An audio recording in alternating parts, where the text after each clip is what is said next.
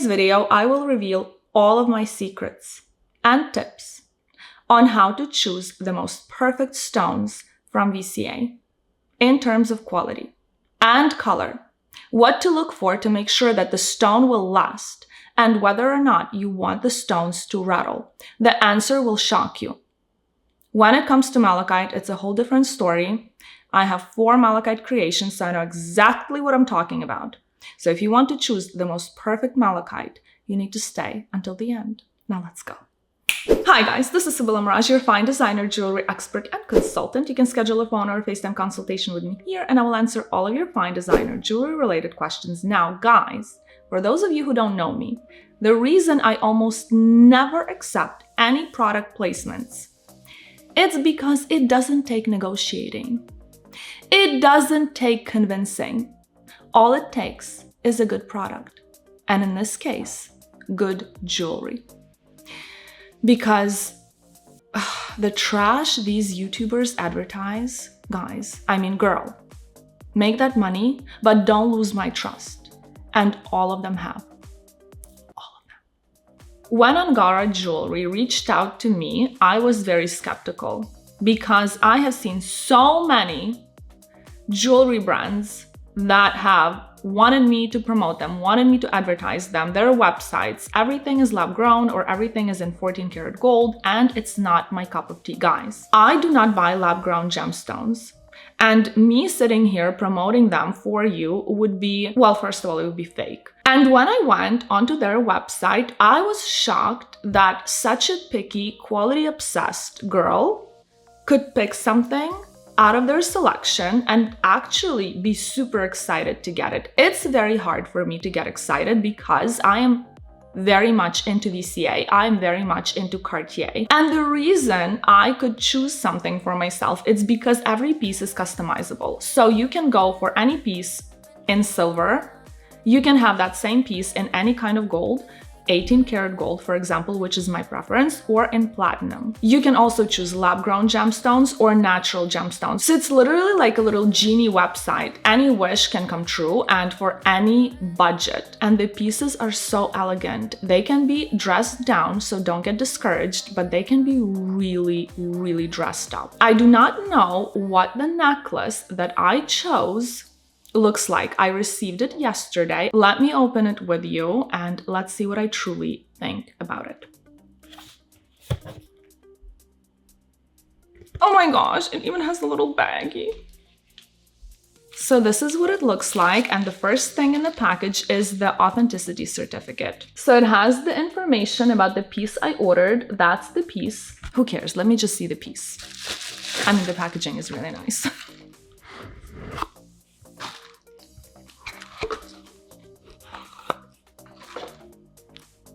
Oh my gosh, guys, you're gonna see it first. Ready? Oh, okay. Oh my gosh, it has the little light.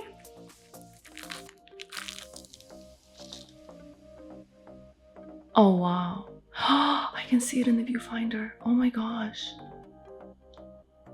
Oh my gosh, I wanted this color so badly. I chose the heirloom quality ruby because I wanted it to be in this deep, beautiful, beautiful red, like pomegranate pop of red. Oh my gosh. I will, of course, link this piece down below, and I'm gonna show you how you can customize any piece. This piece is so luxurious. Now, when I look at it, I actually had to take a minute to examine it, and I can tell you right away that the prongs are so shiny. Like, it's such a high polish kind of a setting.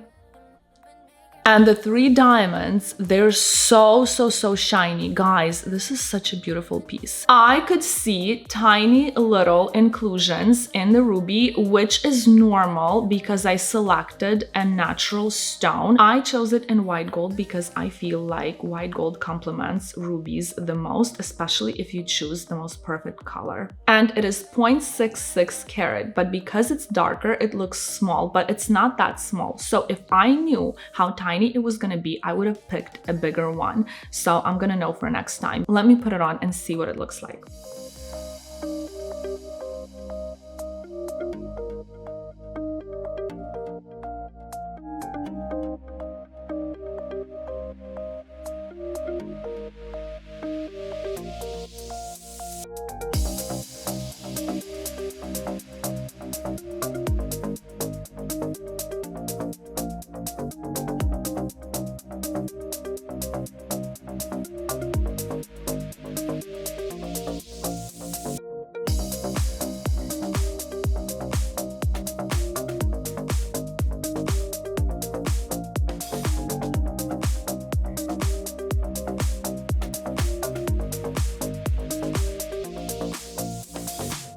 quality is amazing and it looks very good paired with my fine designer jewelry pieces, because sometimes when I see girls wearing their Van Cleef necklace and some yellow gold, fake gold plated, fake malachite piece from wherever, it looks so bad. Like, you're ruining your Van Cleef, you're downgrading the entire look. The chain says 18 karat Italy, so I assume it's made in Italy. I am absolutely obsessed with the way it looks. I'm very pleased with the quality. And another thing I forgot to tell you, it arrived so fast. I was shocked how quickly I received it. Guys, it is like 100 degrees in LA. I literally am sweating. I can't have the AC on when I'm filming because it's gonna be very loud.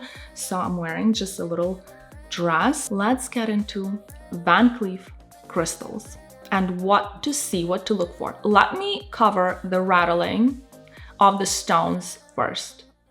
You do not want the rattling to be too severe. You do not want to tap it and have it rattle for a year. To test rattling is very easy. You just grab any piece and you pull on it, like so. This one will not rattle, but this is how you test rattling. If your stone rattles a little bit, it's a very good thing. That's what I prefer, because if it's in there very tightly pressed in with the prongs, there is a chance there are cracks that you might not see right away, but the stone can have some cracks underneath the prongs, especially mother of pearl. Mother of pearl, I don't remember a single piece except for the butterfly, the sweet butterfly that I sold. If the girl who got it from me is watching this video, you got the best mother of pearl that I have come across. Every single piece in mother of pearl that I have seen, that I have looked at up close, had chips and little tiny cracks.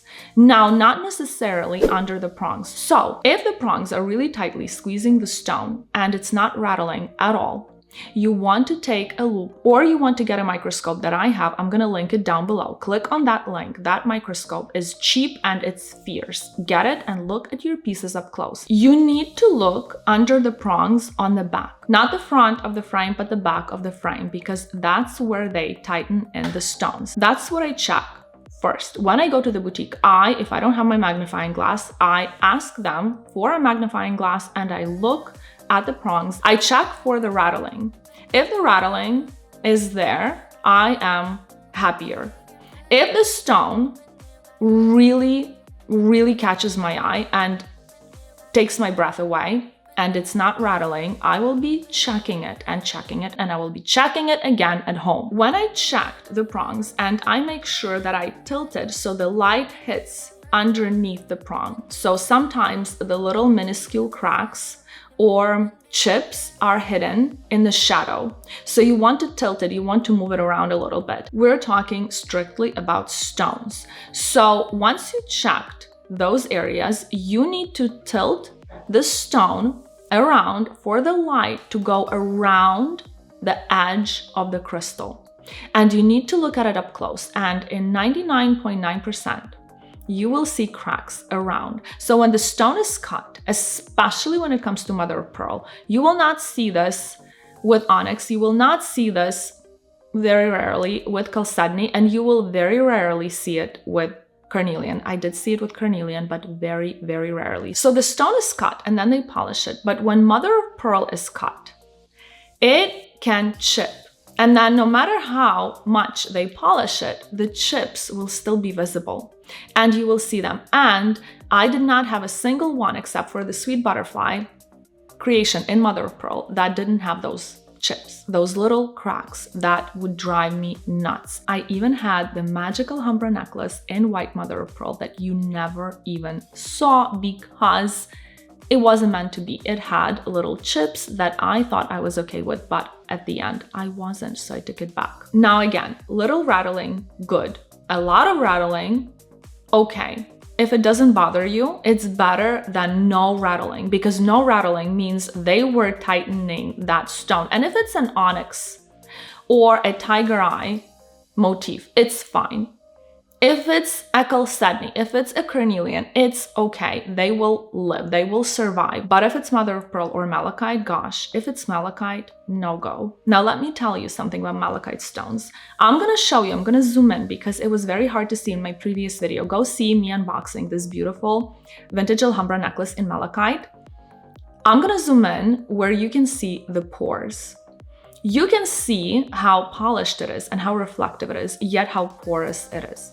So you need to be very careful. Now, I'm gonna be honest with you, for the last year and 8 months, I have been checking every single malachite vintage Alhambra pendant and every single perlé malachite pendant because I want to match one to my earrings, to both pairs of my malachite earrings, perlé and vintage Alhambra ones. I have never seen a dark, rich emerald beautiful pattern stone until the one I got. And the one I got is so tightly squeezed in that it literally gives me anxiety. And there are little cracks under one of the prongs. Not cracks, but like slight chips, because malachite is more like chalk. So when it chips slightly. It doesn't necessarily give a deep crack, but it can chip very, very easily. So one of the prongs has microscopic chips around it. And I know that that prong is responsible for the stone not rattling. And yeah, that's not good for my anxiety, but I'm okay with it because when you fall in love with your malachite creation, I would get it, because I can guarantee you that in several years, even if you don't wear it often, maybe in up to 10 years, you're gonna replace the stone or the stones. So unless it has a bigger chunk missing, I wouldn't care. All of my malachite pieces, I have 4, have scratches on them. And in most cases, that's the nature of the stone. When they're polished, there's still little hairline imperfections on them. So it's not that people scratched them or there was an accident. No, it's truly how the stone is. And it's gonna keep on scratching. So for the malachite, that's the only stone I would compromise the quality of for the color. The color is so important because this is my opinion. Again, this is just my opinion, but I have done so much research and I have seen so many videos on malachite before pulling the trigger and getting my first malachite creation. This is my conclusion. The lighter the malachite, the more casual it looks. It looks very fun, but it looks very cash. Now, the darker malachite, the more emerald malachite looks, the more expensive, the more sophisticated, the more rich bitch. Can I say that? The more elegant, the more fierce it looks. It just looks expensive. That's it. That's my honest opinion. And I have seen so many pop of green malachite creations that I almost pulled the trigger. When you have a pair of earrings and a pendant that are not perfectly matching, you look like an idiot. You need to match them spot on. They need to look like you got them on the same day, cut from the same stone with the same serial number. You know, like Kinder stupid frogs I used to collect. What an idiot. So you need to get perfectly matching stones. When it comes to a bracelet and a necklace, it's a completely different story. They can be from the same family, the same undertone, but they don't have to be the same shade. But I had to nail the shade and it took me forever. When I saw this necklace, I thought that somebody returned it because I never saw such a perfect malachite. And Yaying, my essay, was like, if anybody got their hands on this shade of green, they would never ever bring it back. And I saw it. I saw different ones that day as well. Tiger Eye looks like it's fuzzy. It's also the texture is very different. It's very beautiful, but the stone is very durable. You can actually wash it with a soap. I would use a very mild soap, but Tiger Eye in the sun looks the exact same way. Now, when it comes to turquoise, it's very, very sensitive. You cannot touch water. You need to check that stone because that one can be chipped. I need to have the most perfect color first, and then I check for the quality because it needs to spark joy when you look at it. It needs to make you feel like, oh my gosh, it's such a special color. Nobody has it. Of course, nobody has it. It's a natural stone. It's a natural formation. It's a unique creation. Nobody will ever have a piece like yours, but you need to be drawn to that hue. You need to be drawn to that stone. You need to love it. You need to love looking at it. So the first thing you want to look for is the most perfect color. Do not compromise on the color. Do not. So number one thing you need to be on the lookout for is the most perfect color for you. It needs to make you ecstatic when you look at it. The second thing is rattling. You need to test for rattling, and if it doesn't rattle, you need to get that loop and you need to pay attention. Even if it does rattle, I still look at the edges and I tilt it to make sure that every edge is lit up. I want to see every edge, how it's cut and how it's polished, because sometimes a chunk will be missing. That's what happened with my Sweet Alhambra pendant in mother of pearl. I took it back the next day, couldn't believe it. You cannot see it with the naked eye. You need to get a loop or a little microscope, and you will be safe, because we need to hold the brands accountable. We will never get good quality if we don't stand up for that quality. If we just keep accepting their breadcrumbs, no.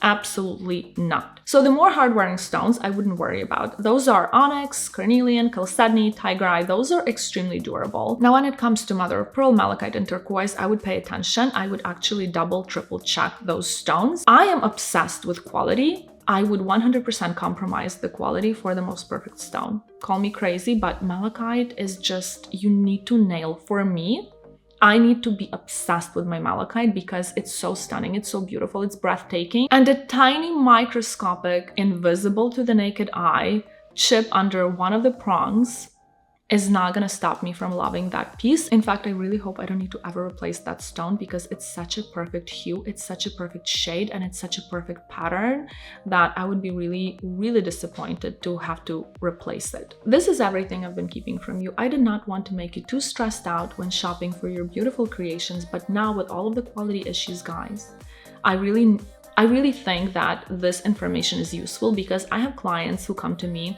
and ask me about crystals and how I choose my crystals. If you have any tips on how you choose your creations and how you choose your crystals from VCA, please leave your comments down below. We would love to know, we would love to learn from your experience. Thank you very much for watching. If you found this video interesting, entertaining, or helpful, give it a like, subscribe to my channel, comment down below, and I'll see you next week. Bye, guys.